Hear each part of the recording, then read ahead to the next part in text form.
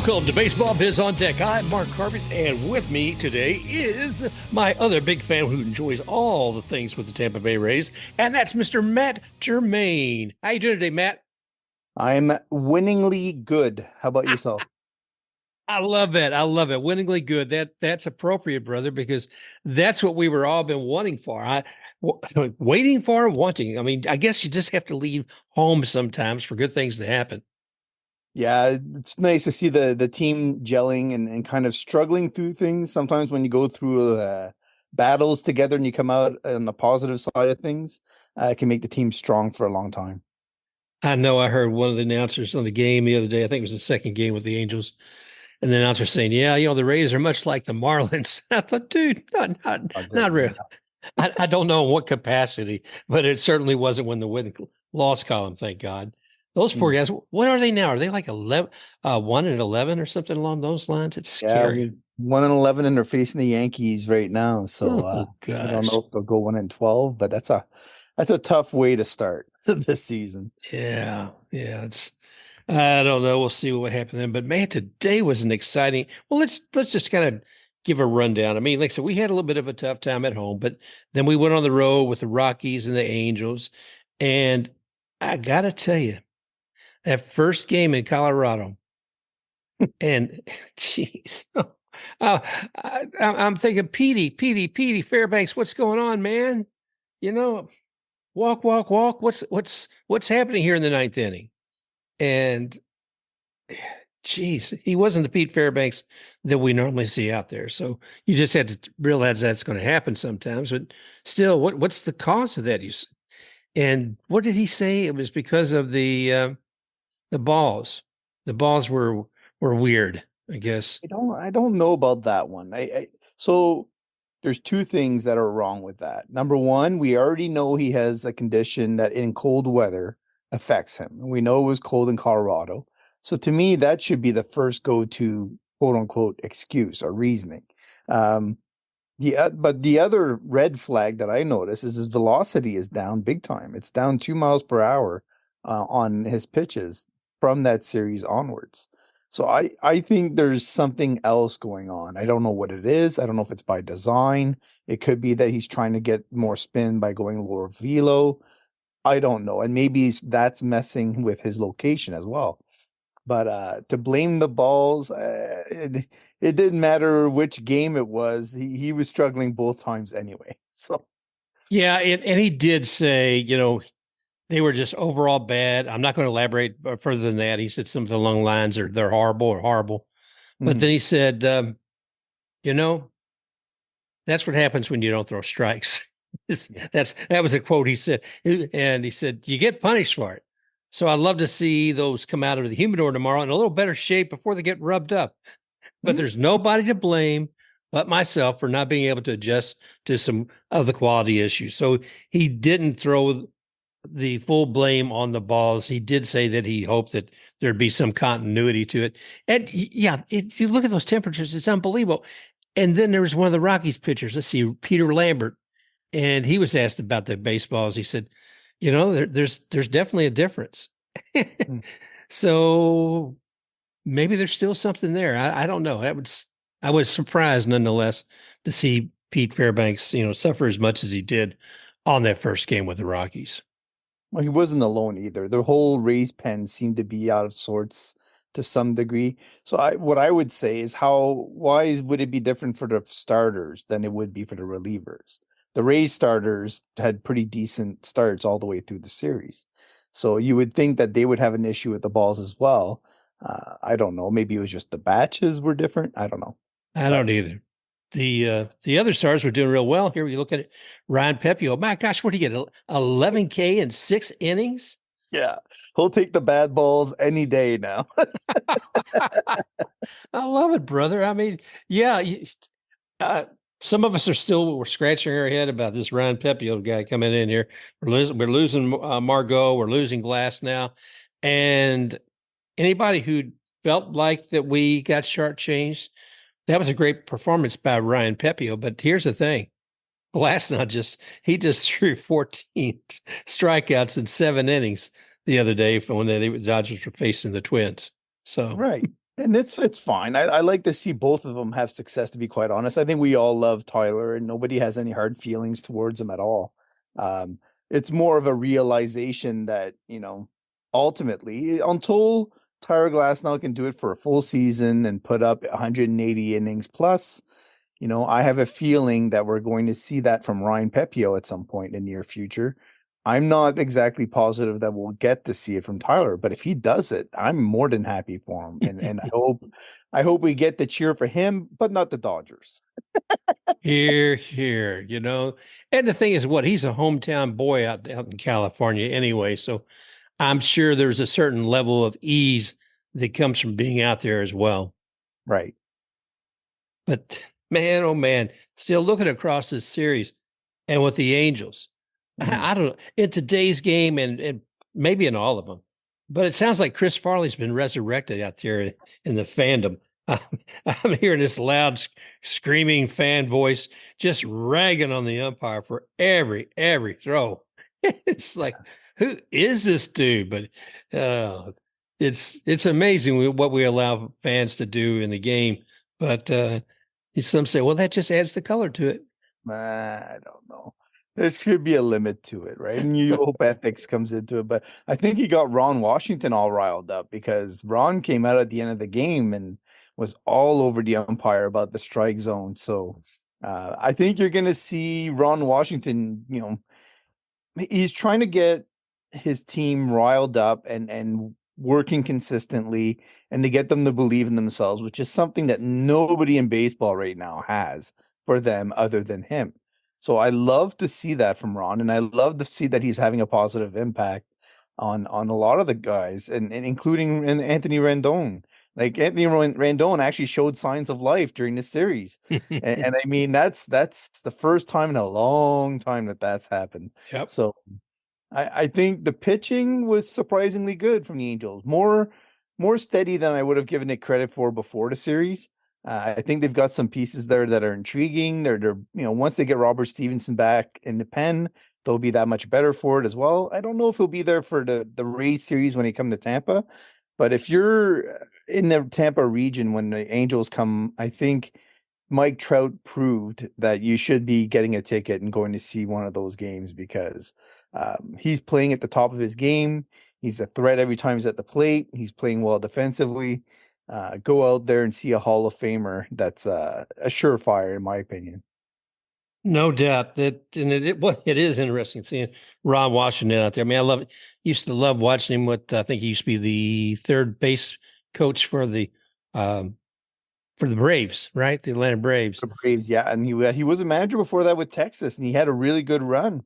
But then he got into some personal issues that he needed to take some time away for himself, and the team decided to go in another direction. So, yeah, he's worked through some things and he's earned his way back to that position.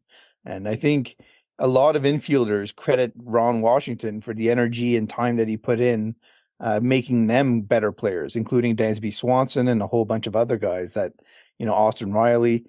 He'll sit there and work with the guys over and over and over again, trying to get their game to an above average level and tirelessly do it. So there's not very many managers that put that much time and effort into those little tiny details, and he's all about them. And I think the Angels need that. They needed to go back to the basics and get themselves, press the reset button basically and do all the little things right so that they can actually have success. Well, I look forward to seeing them when they come to town, but we've also got another team coming before that, and that is the Giants. And we might see an old Rays alum next week as well.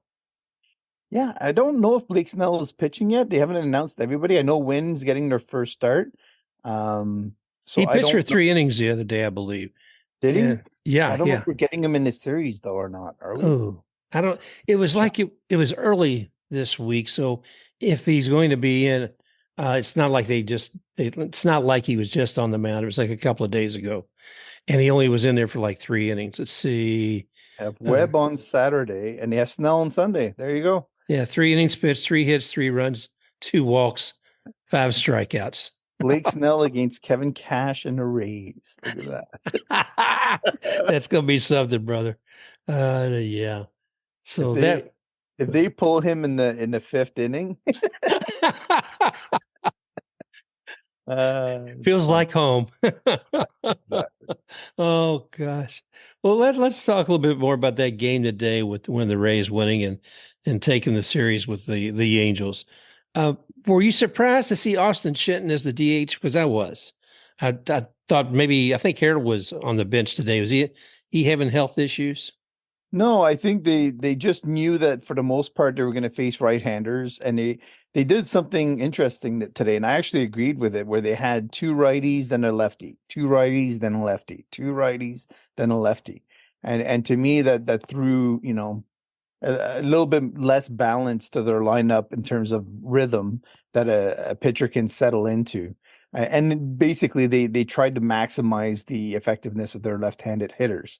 So they had Ben Rortvelt in there, and they had Richie Palacios actually hitting third, which I think a lot of people were surprised by. But the Rays right now are just short-handed when it comes to hitters. So this is my thing that I'm trying to preach to people and trying to get them to focus on. What we're seeing right now is a completely off-balanced Rays roster, meaning that when you look at it on the whole and you say, okay, the right-handers are all there, they're all the guys that you expect to have on the right-handed side of the plate. But when you look at the left-handed side, you're missing Josh Lowe, you're missing Jonathan Aranda. You didn't have Brandon Lau because he's hurt, and then you have on top of that Johnny DeLuca, which is actually a guy who has reverse splits and is actually good. Almost like having a lefty in there. So the Rays are completely missing four of their regular bats. Yeah. So when you add those back in, and they will come back at some point, you're going to have a completely, more effective way for Kevin Cash to attack opposing pitchers. And I think that's what we're seeing right now at the Rays. You're not getting those completely productive runs that they're putting up on the board because unlike last year, when for the most part they had guys healthy for the majority of the year. They're struggling to kind of find guys in the right moments, performing at their peak level in a situation that they're supposed to be in. So Austin Shenton in this case, I think he's MLB ready. He needs the reps though, and he needs the reps at the right times, and he needs the reps, probably after he's a little bit hotter at the plate than in the beginning of the season, the way he's being thrown at it right now. So I think he's adjusting and he's getting there. The one thing I noted with Austin Shen is that he was closer to the plate, which is great because the first game he played, he was so far from the plate. When he reached out to a pitch that was a strike, it was actually like, on the outer third, but it was still inside the zone. He couldn't reach it. And literally his bat just went right by it. So I was like, oh, well, maybe he wants to stand closer. And sure enough, the next game, he was about, half a foot closer to the plate, which, can make a big difference, especially when you have the open stance the way he does. So, yeah, the Rays are going to figure it out. They're going to get more dangerous. But let's talk about Jose Caballero for a second. Oh yeah, please do. Yeah, What good. What were your thoughts on him? Oh my gosh, this guy, he's fantastic. When I was watching the game last night and a ball kind of popped between his legs, I was like, how could you let this happen? And the only reason I felt that so deeply is because he has just been amazing. I mean, today he went 3 for 4 with a double, or was that yesterday? And amazing. He's electric, right? To me, Jose Caballero was a steal of a trade. And I said that at the time when they traded Luke Raley. There was a lot of people that were angry about seeing Luke Raley go, but the Rays knew that he was a baseball player. He was a guy that would be able to play a little bit everywhere, that could do all the little things well. Yes, there's mishaps here and there where he looks like a clown for a second because the basic easy thing gets by him, but he's adjusting to a new position. He's adjusting to a lot of things. And I think he's putting a lot of pressure on himself, and that you can see the genuine nature that he has, even in what happened there with the Jays, right? He doesn't have the repetitions yet as a regular in MLB. So he's still working extremely hard to earn that. So that puts a lot of pressure, and sometimes you make some little goofs because of that. So I chalk those up to that. But you can tell that talent-wise, as a shortstop in a new position, he looks like a Gold Glover right now.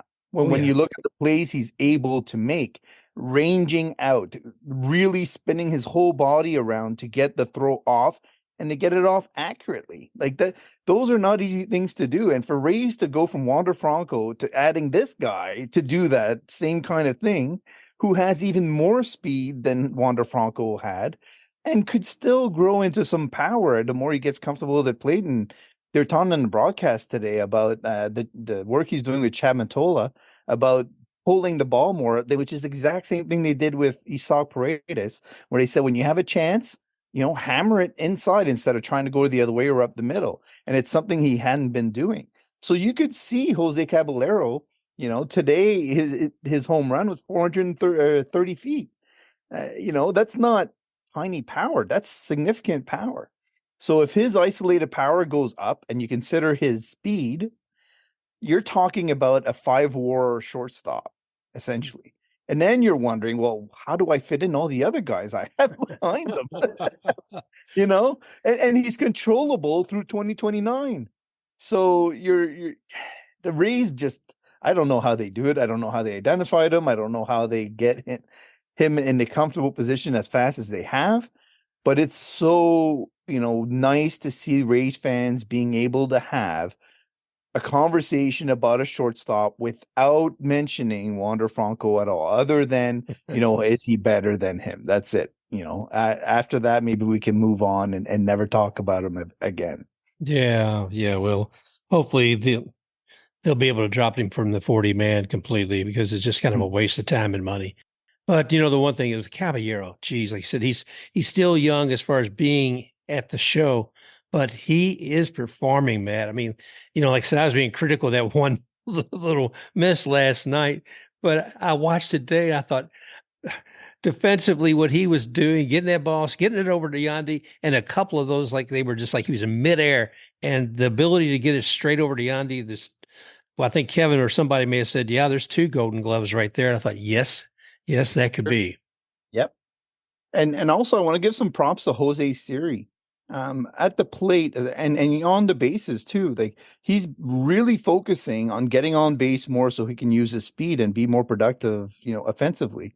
And I think that is just outstanding. He'll still run into some home runs, but I see his value skyrocketing overall if he's able to do that. And the more he gets success with that, the more it keeps him focused and kind of playing well in the field as well. And he made some really nice plays this week that kind of limited the damage that the other team could make, and I think for him it's easy to lose focus sometimes, and he made a couple of errors, kind of like what we're talking with Caballero. But I'm really encouraged by what we're seeing from him. So when you look at it that way, right, you say Jose Siri is looking very solid. Isaac Paredes is looking great at third base. Caballero's looking great, and Ben Rortveldt's been a revelation behind the plate. You add Yandy Diaz and Randy Arozarena, then you're like, the filler is what you're worried about. And those are the 4 guys that I'm talking about that are on IL. And that's why it's so frustrating, because if they had those pieces also performing, no doubt in my mind right now, the Rays would be, more like the Yankees record than their record that they have today. And that's even with the few kind of, pitching woes that they've had here and there. When you're looking at performances of some of these guys, and you mentioned earlier, of course, our new catcher and what he did today, watching him and Caballero in tandem when one of the Angels was trying to steal second base. And man, he snapped that ball from home plate over to Caballero, and Caballero tagged that poor Angel because did you see who, I can't remember who the daggone guy was who he went to steal second, but then he overran it. Yeah, Adele was it? Adele, yeah. And but Caballero tagged him, bam, that was the end of that inning. It's like, yes. Those are some of the most fun moments for me in baseball. When you see somebody move so quickly, and man, a strong arm at the catching position is always good. And Rortvedt certainly brought that in there. So that's exciting. And Zach Littell, Oh boy, he had a tough start out today, but he kept it together all in all. I mean, what did he have, like 40 some odd pitches in the first inning? But Yeah. there's a lot of foul balls, man. Kevin Cash has to be elated that he got through 4.1. And I mean, he you could tell that the stuff was there. It just his release point and where his slider and sinker were winding up just were not the right area. He wasn't commanding them at all. So he was having a hard time because with his stuff, if he doesn't have those pitches in the right locations, he's in trouble because the rest of it can be somewhat hittable if he's throwing it in the zone. So what is he supposed to do, right? And so he fought through that extremely well for somebody that wasn't locating the way he wanted to. I thought it was really encouraging. It saved the pen. They were able to focus the pen on the right guys after that. And Kevin Kelly looked really solid, other than the home run he gave up. I thought the stuff looked really good. He was working the bottom of the zone like crazy. And I think that's why he gave up the home run. The guys were just like, okay, well, I know where he's throwing it. But yeah, and then he changed it up after that. But yeah, the pen in general after the Angels series has to be a little bit more confident. They'll have to do it about with some better teams before they're really confident. And I still have questions about a couple of them in there, like Clevenger and Pache, which both have seemed a lot more erratic than we'd like from the left side. Oh yeah. Yeah, I'd hoped a little more from Pache as well, but I think that he'll work that out. Mhm. If Yep. I'm looking at the MLB standings right now, looking at American League East, and again, obviously we've finished probably the first game of the day. We are now 7-6, and thankfully this got us above 500. We're now 538. Blue Jays are beneath us with 6-7. Orioles above with 600%. Let's see, they're 6-4. Red Sox 7-4, and Yankees 10-2. And as we mentioned earlier, the the Marlins are struggling the most, and some of that's been the schedule, and some of it's been other things. Marlins are 1-11 right now. It's got to be tough. Yeah, they're getting to that point where already they have to start looking at the assets they have and whether or not they're going to stick them, on the market and see what they can get because they're not going to be around long term. Sadly, because I mean, it's also a location that has a hard time drawing when they're not competitive. So I'm guessing that the attendance is going to match the record pretty soon. Yeah, That's not easy thing to go through. no, it's not it, but it's very. I'm looking at it too. I'm thinking from a front office aspect.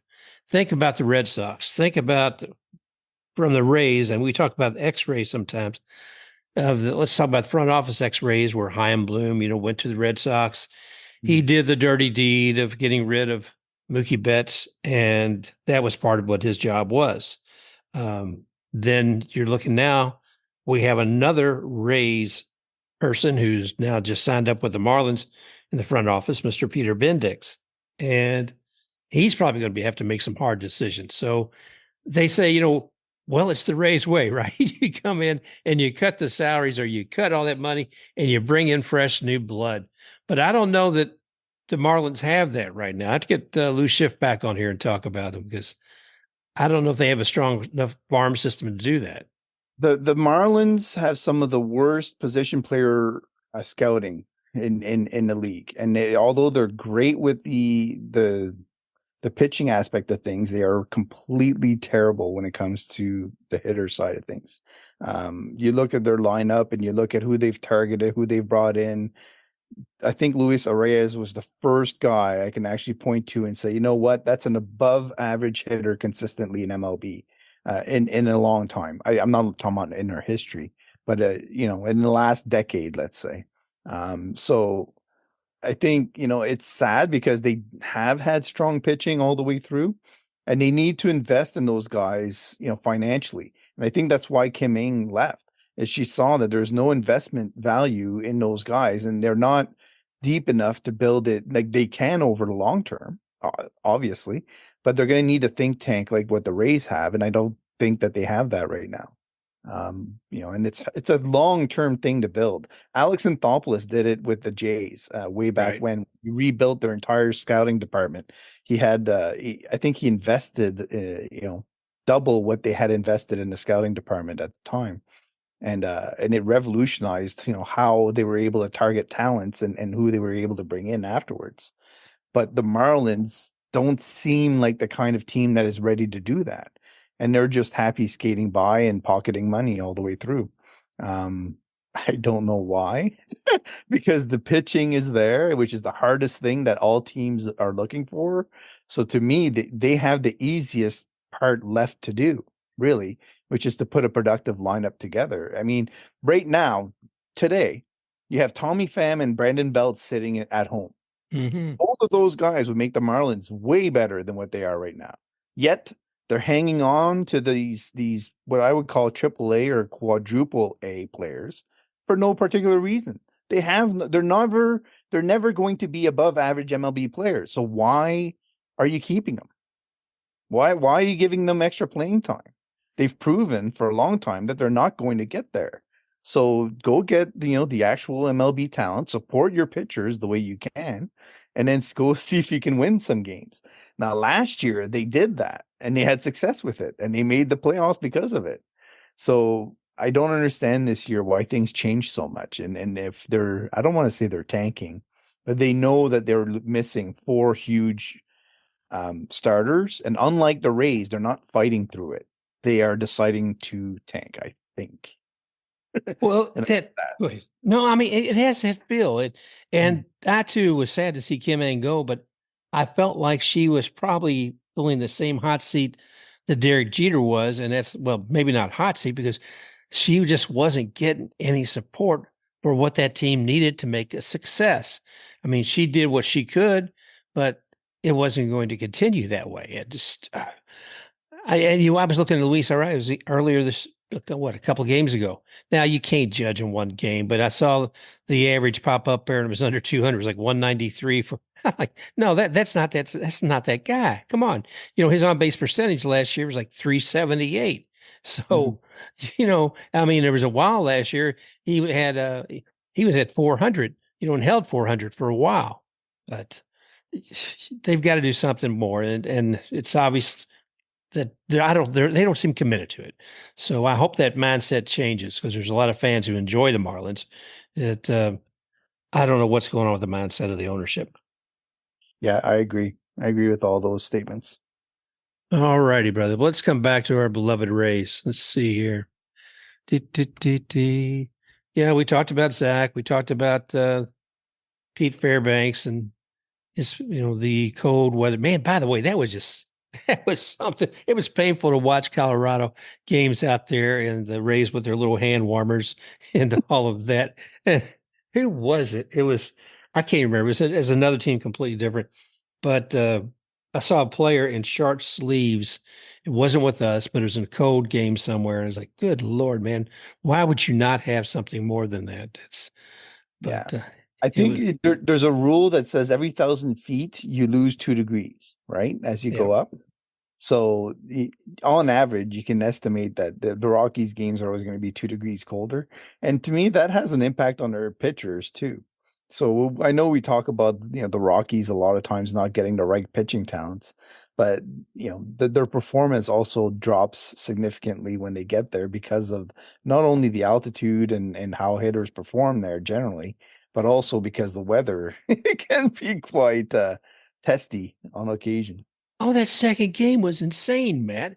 I mean, you see like wind shears going left and right. And, I saw Siri, he was going for a ball and then he looked like he had a fish hook. He ran 10 feet in and had to go 20 yards back out to get the daggone ball because the wind was just playing with everything that, got up in the air.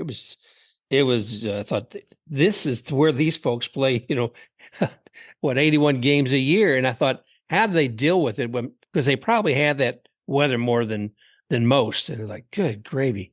But it was an interesting game, that second game, but it was kind of nasty to watch have to run around like that. I mean, you see like today and out there in California against the Angels, a lot of people blocking out the sun to see. But it wasn't a matter of not being able to see the ball. It's being able to try to figure out what the trajectory was going to be, in that second game with the Rockies. So anyway. Yeah, the other thing I'd like to bring up is the Brandon Lau injury. So I don't know if you heard the latest, Please but share. it sounds like there's a right oblique issue with Brandon, and apparently they had an MRI. So it was severe enough that they thought, okay, we need an MRI to look at it. Which normally, in my opinion, you don't have the MRI for no reason. So if it is something, you're looking at 4 weeks on average, at a minimum, and up to 10 weeks. So somewhere between there, depending on the severity. And I posted earlier, all the significant issues that he's had over the years, from low back issues to bone bruises to, the little bit of everything, basically, where what it's doing right now is it's compressing the amount of time he has to show his value to other teams. Yeah. And I think it's having a significant issue on on the likeliness that his option will be picked up for 2025, because his option is up over 10 million next year. Are you going to pay somebody who's been as injured as often as possible as Brendan Lau has since 2022? It's hard to imagine that somebody would be interested in that. Somebody might take a chance. I thought the Mets might have the money that they're willing to say, okay, we'll do it for 1 year, and then they have another option for 2026 after that. But I don't think the Rays would be equipped to take that on, especially with the talent they have coming. So if you're looking at the timeline right now, we're the April 10th. Yeah. You're looking at 4 weeks minimum. So let's say May 10th. And then, the 10-week would be more like June. Let's say, another June 28th. So somewhere between, May 10th to June 28th, he'll return. Now, how long does he have to perform well and get the playing time to display his stuff, before July 30th, when the trade deadline is? I think it's going to make it very hard for him to shine enough. And by then, you're going to have Junior Caminero coming up. Right. You're going to have, a healthy Jonathan Aranda on the team.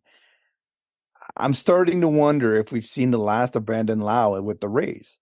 And that's kind of a sad thing. Like like everybody else, I was hoping that Brandon Lau would have a lot of success with the Rays and really be part of their next long run.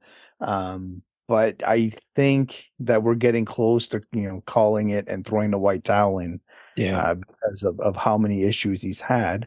And I don't know if his back is still bothering him at all. But it always seems to be an issue on his mind, especially after how severe he knew it was originally. Where he thought it could end his career.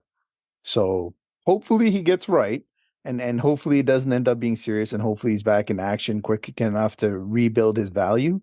But I think it's something significant to monitor. And I know Rays fans are hard on him. He's hard on himself. But hopefully we get some good news and he's able to rebuild that value quickly. I hope so as well, Matt. I mean, when you look at Brandon, I always think of him in many ways, much as I would have with Longoria or Kiermaier.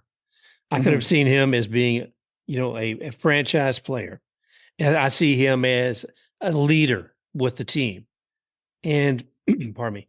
And as you noted, he does take it personal, and it does matter to him when things aren't going the way it needs to out there. But this game demands a lot physically, as we see all more and more injuries every day in baseball. And we'll do that on a whole other show. But yeah, I wonder that too. I said, how much longer are they going to keep Brandon? And if he's not able to show his marketability, as you were mentioning earlier, what options will Brandon have? Yeah, well, it's tough because he's got over 2,000 plate appearances now in MLB, right? And he still only has 106 home runs. So even though we think about him as a power hitter and a home run hitter, it's surprisingly few home runs overall for a guy that's been playing since 2018. And a lot of that, like I said, is because of the amount of games that he's missed. And each time he seems to be working his way back in the shape into game form. So it's sapping a lot of his opportunities to hit a lot of home runs in two different ways.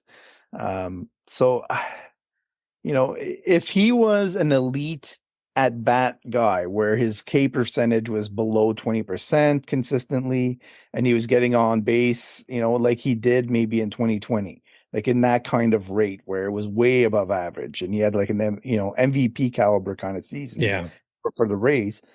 But since then, it's just been, yeah, he had a decent year also in 2021, but it's been with less playing time ever since that point. I don't know if 2021 is what pushed him over the edge, and back and everything else wise. But when you hit 221, 231, and now 185, in three consecutive seasons, it's hard to start picking up options after that and banking, a roster spot on you when your health status is always a huge question mark. And for the Rays, that's 10% of their budget. So, it's significant.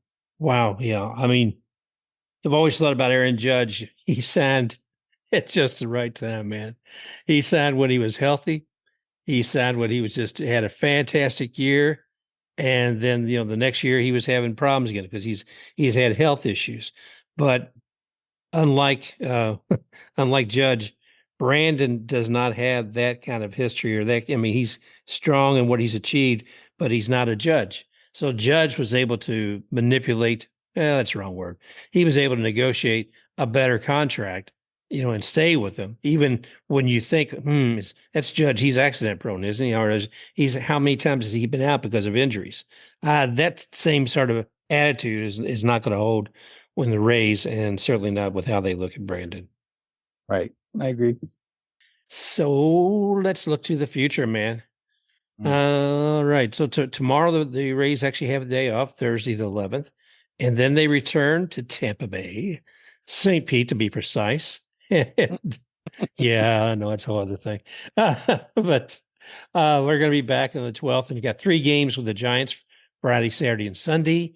And then we get to see the Angels again on Jackie Robinson Day, Monday. That'll be fun. And then we'll have all the way up through Thursday with them again. And I'll be curious to see, seeing any team twice like that in such close proximity. I always find that kind of curious and try to see what both teams have learned about one another's pitchers and changes that they may have made to adapt, if you will. So I'm really curious to see that Angel series. Yeah, I think there's 2 starters that they're going to see a second time. So they're going to see Littell and Savali again. So Littell in particular, it's going to be interesting because he didn't have his best stuff. No. Is he going to be on par basically in his next start? So I know he'll be motivated to show, this is what I can actually do. So curious to see that. They're also going to see Ryan Pepiot for the first time. So Pepiot will get tested against Mike Trout. Looking forward to that. And then they're going to have a pen day or whatever it is that they end up doing now. I'm also curious to see what they do Friday, because that's supposed to be Tyler Alexander's start. I think he's supposed to be taking it. But will he get the next one against the Angels as well, or will they make a change? We'll see. But I think that the rotation lines up really well because after the Angels, they're going to face the Yankees. So I think the Thursday game for the Rays is an afternoon game at 1:10. They hop on a plane, they go to New York for a quick 3-game trip, and they're going to have Zach Eflin, Aaron Savale, and Zach Littell for that series. So those are the guys that you want throwing against the Yankees, and I'd like to see Pepiot against them to see how he manages, but it's that one's going to be a good series as well. The Giants, the expectations, like I said, I hope that we get to see Snell. As far as their winning percentage right now, they're 5-8. So they're under 500. They're 385. And I'm really curious to see if that's somebody we can really go ahead and just completely sweep when they come to town. Predicting sweeps is tough, especially with MLB teams that are, well run overall. Like I think the Giants are generally trying to manage through a lot of change. And a lot of times in the beginning of the season, when you've changed as many things as they have, it's tough to get your feet under you and get everything kind of working in sync. They have some intriguing pieces I like. I like Lee in center field. I like the Patrick Bailey a lot behind the plate. And really that's where their strengths are, is for the, center of the field. I think their pitching is supposed to be elite, according to once they actually get Robbie Ray back from the IL, which they traded for. So it'll be interesting to see both Webb and Snell. If the Rays can sweep and they have those two starters to go up against, that they can then tip their cap and say, you know what, our lineup is fine. Thank you very much. And especially, it works in the Rays' favor in this way. Okay, this is what I'll give them. I'll give you for the sweep comment, is that the Rays lineup right now is strongest against left-handed pitching generally. And they're going to see left-handers. So in theory, this is a favorable kind of setup, the way that it's wound up. Well, on a somewhat unrelated topic, but one I think we need to address, and that's the uniforms. I mean, Robbie Ray, is he going to be able to handle the new uniforms this year? How's it? I want him to wear pink underpants and see how it goes. Oh, Lord. I don't know. Somebody posted one today about somebody sliding into home, and they basically shredded the side of their leggings on the pants, and it's like exposed their leg completely. It's like, geez and crackers. These must be the uniforms they give away on Fan Appreciation Day. I don't understand the whole thing. I mean, you should be making things more, higher quality, not lesser quality over time. Oh man. Well, that's all I got this week, brother. How about you? I think the minors are kind of interesting. I will say this, just generally speaking for the minors, I'm not going to point anybody out, but the starting pitching overall in the minors has been strong below AAA. And the AAA bats have been on fire. Like, they put up 28 points in their last game. 28. That's 4 touchdowns. Yeah, boy. So there's a lot of depth that they can call on when needed. They have guys that are hot at every position. So with Brandon Lau going down, Nico Goodrum and Ronnie Simone are 2 guys that would be potential call-ups, for a period of time until somebody else comes back. And if they do that, they would have to put somebody on 60-day IL. So I think Shane Baz would be the guy that probably gets slid over there because of a setback he had recently. Yeah. So look for that to happen if it ends up being that Brendan Lau needs some IL time. It looks like we got a good season ahead of us. Who knows what we're going to be? I think we'll definitely be over 500. I know some people were already crying and say, "Oh, there's going to be less than 500 for this season." I said, just wait, take a breath. You're seeing the worst of the Rays right now. Think about that. You're seeing the worst that they're going to be the entire season. When Taj Bradley comes back and fills that 5th spot in the rotation, I have a strong feeling the Rays are going to go on a run. It could be multiple small runs. It might not be anything huge and long like last year, but I have a lot of faith in this team. I think they'll figure it out. And come August, I think they'll be in a position to buy at the deadline to add to it. Okay, that's Mr. Matt Germain. And if you can always find Matt and what he shares is wisdom on Twitter or x.com. And he is located at Matt, M-A-T, _Germain, Germain _. And I am Mark, and you can find me at The Baseball Biz, also on x.com. Thanks again, everybody, for joining us here today, and we look forward to talking with you again real soon. Just remember, you can find us on Apple Podcasts, iHeartRadio, YouTube Music, Pandora, Amazon Music, and, of course, here, and also on BaseballBizOnDeck.com. Please go ahead and love us, like I said, and leave your reviews. Also want to leave special thanks to X Take RUX for the music rocking forward.